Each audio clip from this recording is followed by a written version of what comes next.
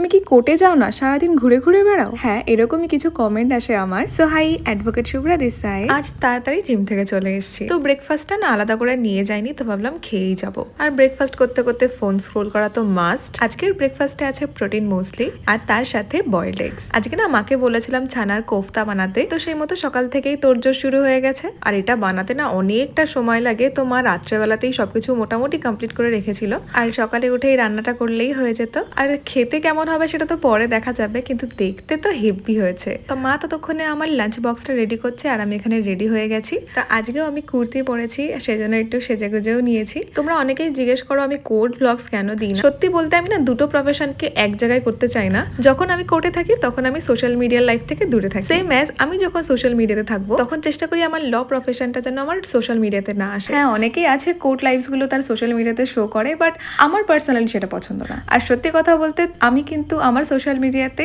আমার লাইফস্টাইল দেখিয়েই এই জায়গায় এসেছি। যাই হোক, কোর্ট থেকে বাড়ি এসে একটু বেরিয়েছিলাম, দেন বাড়ি এসে রাতের ডিনার করলাম সেই ছানার কোফতা দিয়ে। এটা খেতে দারুণ হয়েছিল।